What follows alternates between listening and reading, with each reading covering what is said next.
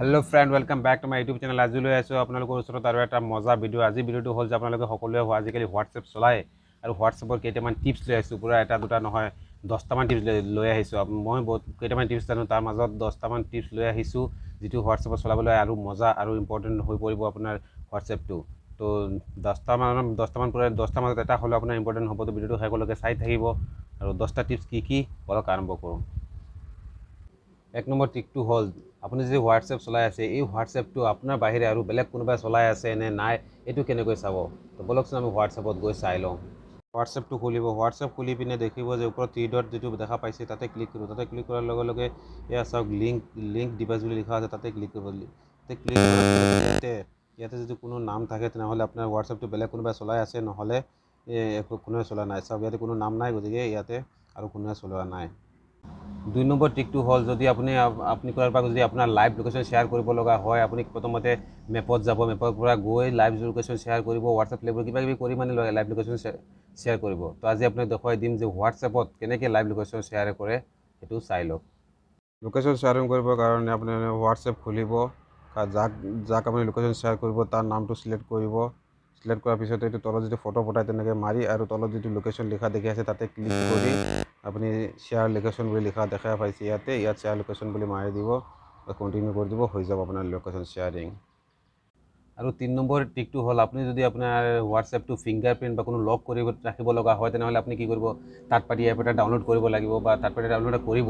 কিন্তু আজি আপোনালোকক দেখুৱাই দিম যে হোৱাটছএপৰ জৰিয়তে কেনেকৈ আপুনি থাৰ্ড পাৰ্টি এপ এটা ডাউনলোড নকৰাকৈ হোৱাটছএপত কেনেকৈ আপুনি ফিংগাৰপ্ৰিণ্ট লগাব পাৰিব। হোৱাটছএপ খুলিব। হোৱাটছএপ খোলাৰ পিছত থ্ৰী ডটত যাব। থ্ৰী ডট যোৱাৰ পিছত ছেটিংছত যাব, তাৰপিছত প্ৰাইভেচিত যাব। প্ৰাইভেচিত যোৱাৰ পিছত তলফালে ফিংগাৰপ্ৰিণ্ট লিখা আছে দেখা পাইছে, ইয়াতে অন কৰি দিব। ফিংগাৰপ্ৰিণ্ট মাৰিব, সেইটো অন কৰি ফিংগাৰপ্ৰিণ্ট অন হৈ যাব। আৰু 4 নম্বৰ টিকটো হ'ল যে আপুনি কোনো মেছেজ বা কাৰোবাক কৰিছে বা কোনোবাই আপোনাক কৰিছে, সেই মেছেজবিলাক যদি আপুনি অট'মেটিকলি ডিলেট কৰিব বিচাৰে তেনেহ'লে কেনেকৈ কৰিব চাই লওক।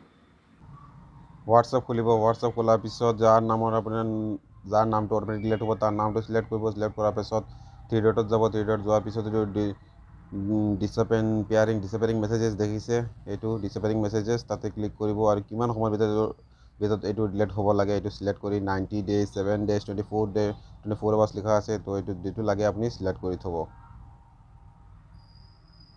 আৰু 5 নম্বৰ টিকটো হ'ল যদি আপুনি কাৰোবাক যদি এটা ফটো বা ভিডিঅ' পঠাব বিচাৰি আছে আৰু সেই ভিডিঅ'টো যেতিয়া হোৱাটছএপত পঠাব তেনেহ'লে দেখিব যে MB টো কমি যায়, মানে এটা ভাল কোৱালিটি ফটো এটা বেয়া কোৱালিটিলৈ চেণ্ড হৈ যায়। তো আজি আপোনালোকক দেখুৱাই দিম যে কেনেকৈ ভিডিঅ' বা ফটোৰ MB নকমাকৈ কেনেকৈ আপুনি চেণ্ড কৰিব ভিডিঅ'টো বা ফটোটো, চাই লওক কেনেকৈ। কাৰণে আপুনি গেলাৰী হোৱাটছএপ খুলিব। হোৱাটছএপ খোলাৰ পিছত আপুনি এইটো যাক চেণ্ড কৰিব তাৰ নামটো ছিলেক্ট কৰিব। চেণ্ড কৰাৰ পিছত আপুনি যেনেকৈ ফটো বা ভিডিঅ' পঠায় তেনেহ'লে ছেইম তেনেকৈ কৰিব আৰু গেলাৰীত নগৈ ডকুমেণ্ট কৰি চাওক। ডকুমেণ্টৰ পিছত এইটো ব্ৰাউজাৰ বুলি লিখা আছে, তাৰ ছাইডত ক্লিক কৰি আপুনি চাব আপুনি যি বস্তু লাগে তাকে পঠাব পাৰিব বা আপোনাৰ এইটো ইয়াৰ পৰা মাৰি এইটো গেলাৰী বুলি দেখা পাইছে, গেলাৰীৰ পৰা আপুনি যিটো বস্তু চেণ্ড কৰিব সেই বস্তুটো আপোনাৰ একেবাৰে যেনেকৈ MB আছে সেই তেনেকৈ MBৰে যাব, পৰা কম চম নহ'ব।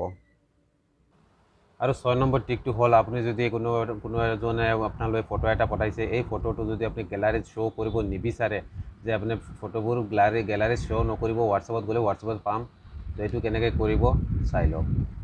নহ'লে হোৱাটছএপত যাব। হোৱাটছএপত যাৰ ভিডিঅ'টো হাইড কৰিব তাতে নামটো ছিলেক্ট কৰিব, এই নামত ছিলেক্ট কৰিব। ছিলেক্ট কৰাৰ পিছত তলত দেখা পাইছে মিডিয়া ভিজিবিলিটি দেখা পাইছে, এইটো ন মাৰিব দিব। ন মাৰাৰ পিছত অ'কে মাৰি দিব। আপোনাৰ তেওঁ যি পঠাব আপোনাৰ এই বস্তুটো গেলাৰীত শ্ব' নকৰিব। আৰু 7 নম্বৰ টিকটো হ'ল যে আপুনি কাৰোবাক যদি এটা ফটো পঠাব বিচাৰি আছে সেইটো গ্ৰুপ নবনাকৈ আপুনি 4জন বা 5জনক আপুনি চেণ্ড কৰিব পাৰিব, তাৰপিছত আপুনি চেণ্ড কৰিব নোৱাৰিব। তো আজি আপোনালোকক টিক দেখুৱাই দিম যে আপুনি কোনো গ্ৰুপ নবনোৱাকৈ কেনেকৈ আপুনি 4-5জনৰ বেছি আপুনি ফটো এটা বা বস্তু এটা চেণ্ড কৰিব পাৰিব। হোৱাটছএপ খুলিব। হোৱাটছএপ খোলাৰ পিছত থ্ৰী ডট মেনু দেখিব পাইছে, তাতে ক্লিক কৰিব। তাতে ক্লিক কৰাৰ পিছত নিউ ব্ৰডকাষ্ট বুলি দেখা পাইছে, তাতে ক্লিক কৰিব। তাতে ক্লিক কৰাৰ পিছত যাক আপুনি চেণ্ড কৰিব তাক ছিলেক্ট কৰি আপুনি অ'কে কৰি দিব, সেই মানুহৰ ওচৰত গুচি যাব গ্ৰুপ নোহোৱাকৈ। আৰু 8 নম্বৰ টিকটো হ'ল যে আপুনি যদি কোনো এটা বস্তু আপোনাৰ হোৱাটছএপত কোনোবাই পঠাইছে বা আপোনাৰ হোৱাটছএপত ইমান মানুহ আছে যে আপুনি কোনে কি পঠাইছে এই ইম্পৰ্টেণ্ট বস্তুবিলাক বিচাৰিয়ে নাপায়। তো আজি আপোনালোকক দেখুৱাই দিম যে ইম্পৰ্টেণ্ট বস্তুবিলাক কেনেকৈ আপুনি ষ্টাৰ মাৰ্ক কৰি এই ইম্পৰ্টেণ্ট বস্তুবিলাক আপুনি চাইড কৰি থ'ব পাৰিব যদি কোনো সময়ত আপুনি বস্তুটো পায়। তো বলক হোৱাটছএপ চিলেক্ট কৰিব। হোৱাটছএপ চিলেক্ট কৰি আপোনাৰ যি বস্তুটো ইম্পৰ্টেণ্ট হয় সেই বস্তুটো বাছি ওলাব। যেনে ধৰি লওক এই মেছেজটো আপোনাৰ ইম্পৰ্টেণ্ট বা এইবিলাক ইম্পৰ্টেণ্ট, এনেকুৱা যিটো ফটো বা ভিডিঅ' আপোনাৰ ইম্পৰ্টেণ্ট হয় সেইবোৰ বস্তুটো আপুনি চিলেক্ট কৰিব। এনেকুৱা চিলেক্ট কৰাৰ পিছত এইটো ষ্টাৰ বুলি দেখা পাইছে, তাতে ষ্টাৰ মাৰি থৈ দিব। এতিয়া আপুনি সেই ইম্পৰ্টেণ্ট বস্তুবোৰ যেতিয়া ওলাব যাব, আপুনি 3 ডট মেনুত ক্লিক কৰিব। 3 ডট মেনুত ক্লিক কৰাৰ লগে লগে এতিয়া তলত চাওক ষ্টাৰ্টেড মেছেজেছ দেখা পাইছে, তাতে ক্লিক কৰিব। যি বস্তু আপুনি ইম্পৰ্টেণ্ট বুলি চিলেক্ট কৰিছে সেই বস্তুটো ইয়াতে আহি যাব। আৰু 9 নম্বৰ ট্ৰিকটো হ'ল যে আপোনালোকে যদি কোনো এজন মানুহে ভিডিঅ' বা ফটো এটা পঠাইছে, সেই ভিডিঅ'টো আপোনাৰ লাগক বা নালাগক সেই ভিডিঅ'টো আপোনাৰ মোবাইলত ডাউনলোড হৈ যাব। তাৰ ফলত কি হৈছে, আপোনাৰ মোবাইল ডাটাটো খাই আছে আৰু মেমৰি জেগাটোৱে খাই আছে।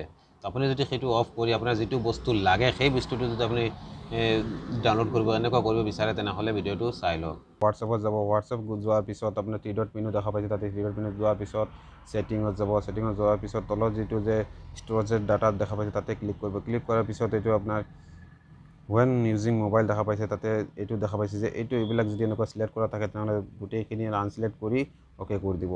এতিয়া আপোনাৰ বস্তু যিবিলাক যিয়ে যি পঠাব আপোনাৰ অট'মেটিক ডাউনলোড নহ'ব, আপুনি ডাউনলোড কৰিলে ডাউনলোড হ'ব।